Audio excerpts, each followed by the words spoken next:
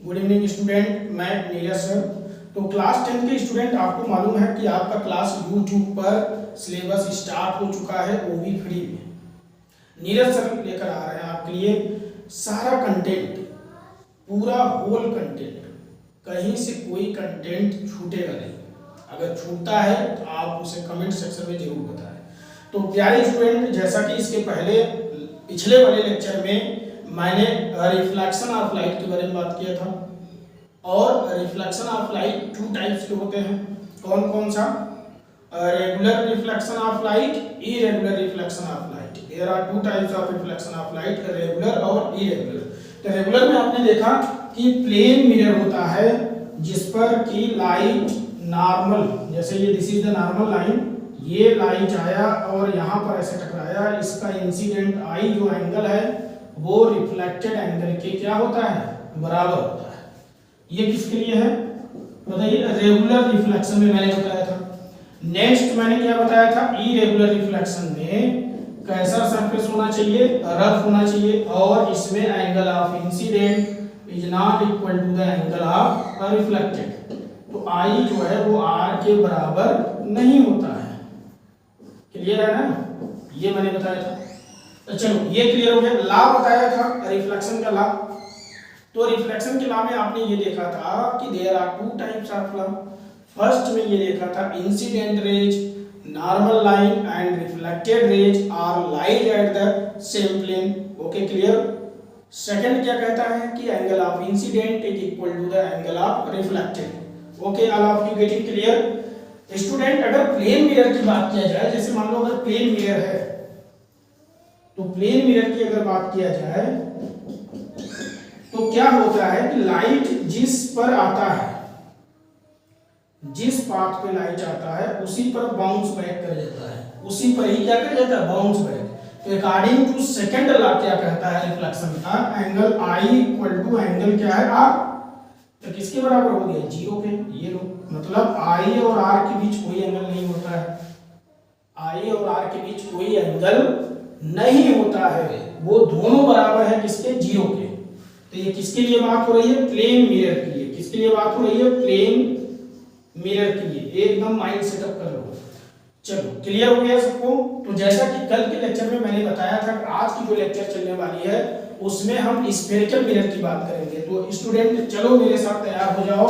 Spherical mirror क्या होता है? तो चलो देखो भाई, स्फेरिकल मिरर क्या है। तो स्फेरिकल मिरर की बात हम कर रहे थे कल, तो चलो आज स्टार्ट करते हैं। तो टुडे जो टॉपिक है spherical mirror, topic spherical mirror, बहुत इंपॉर्टेंट यहाँ से टॉपिक चलने वाला है जो कि इंपॉर्टेंट है। तो स्फेरिकल मिरर है क्या? तो स्टूडेंट स्फेरिकल मिरर है क्या? Spherical mirror, spherical mirror is the part of hollow sphere of mirror. तो याद करो, एकदम माइंड में एकदम याद करो। Spherical mirror is the part of hollow sphere of mirror. याद हो गया?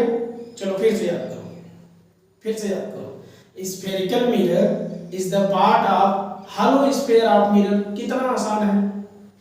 चलो, कितने प्रकार का होता है स्फेरिकल मिरर? आपने देखा कि स्फेरिकल डिफिनीशन क्या कहता है? Spherical mirror is the part of hollow spherical mirror, hollow spherical mirror. ये लोग चलो भाई डिफिनीशन हो गया। कितना छोटा डिफिनीशन है, देख रहे हो कितना मस्त डिफिनीशन है। Spherical mirror is the part of hollow sphere of mirror. Clear हो गया? कितने टाइप्स होते हैं? There are two types of spherical mirror. There are two types of spherical mirror. तो दो प्रकार के स्फेरिकल मिरर होते हैं। कौन कौन से भाई होते हैं?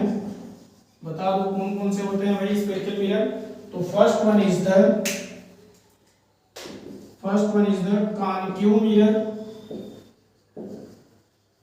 ठीक है। और सेकंड कौन सा होता है? बताओ भाई, सेकंड कौन सा होता है? कॉन्वेक्स मिरर, कॉन्वेक्स मिरर, ठीक है। चलो अभी ये समझो कि कॉनकेव और कॉन्वेक्स है क्या। अरे भाई स्पून घर में देखो ना, स्पून ऐसे कुछ होता है, स्पून ऐसे ही कुछ होता है शायद मेरे ख्याल से, थोड़ा गलत बनेगा तो उसके लिए मैं नहीं जानता, कुछ ऐसा ही होता है।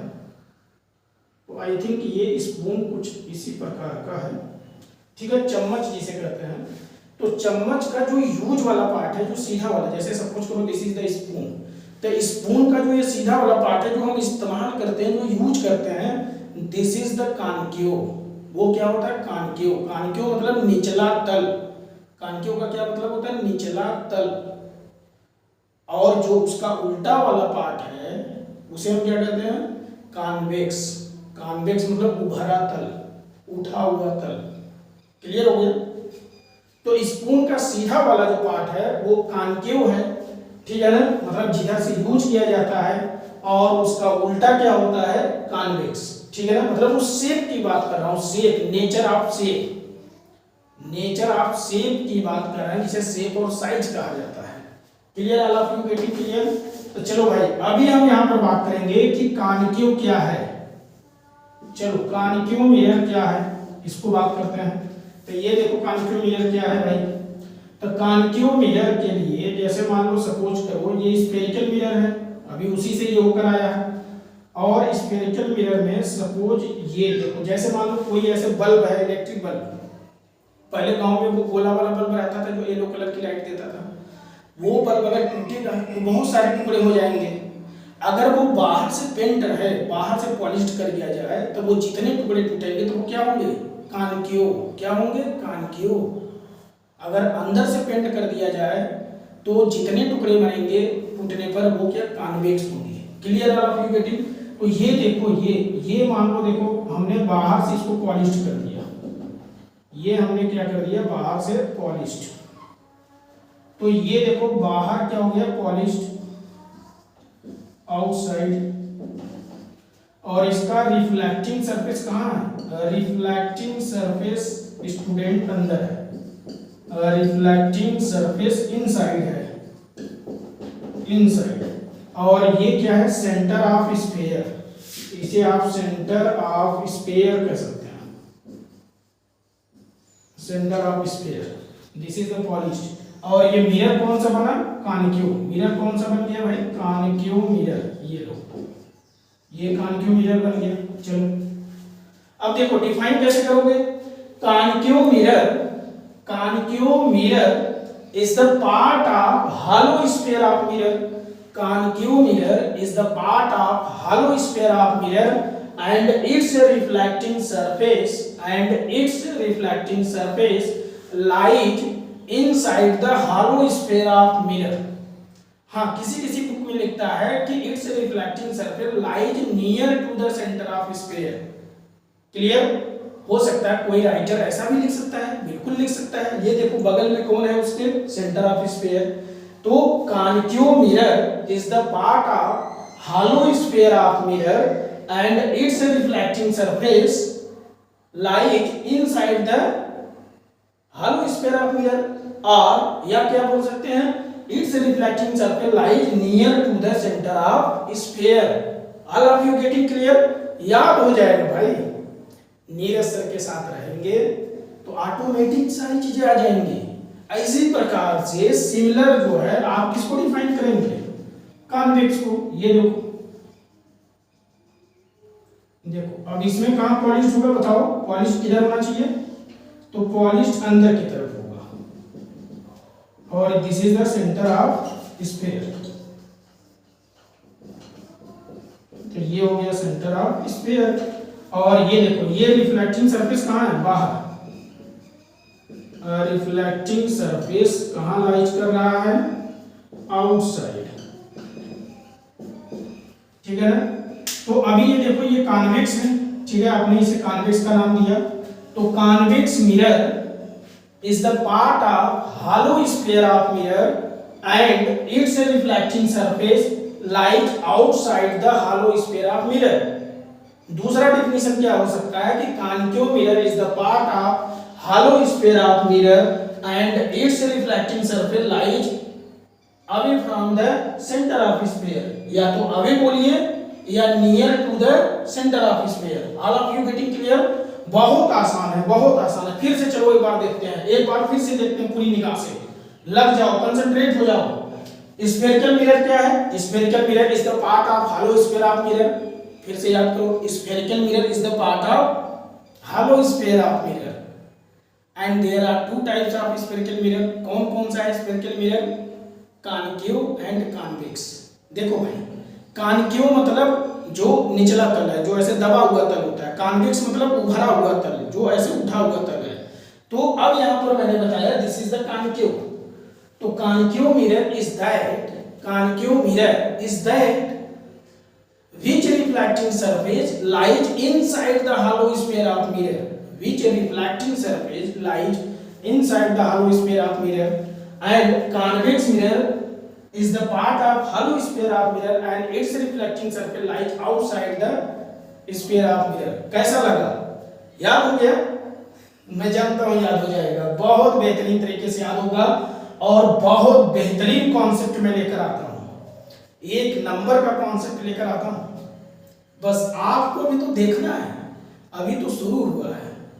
अभी जब मैं न्यूमेरिकल को यूं चुटकियों में ऐसे सिखा दूंगा ना, फिर आप कहेंगे वास्तव में अब मैं फिजिक्स जाना कि फिजिक्स कैसे पढ़ा जाता है।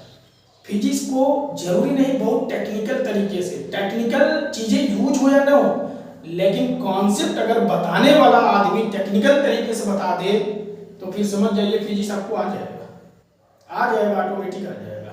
तो प्यारे स्टूडेंट, आप क्लास 10th के सभी जो स्टूडेंट हैं, चाहे सीबीएसई बोर्ड के हो, चाहे आईसीएसई बोर्ड को, चाहे स्टेट बोर्ड के स्टूडेंट हो, आप सभी नीरज सर के साथ लगे रहिए।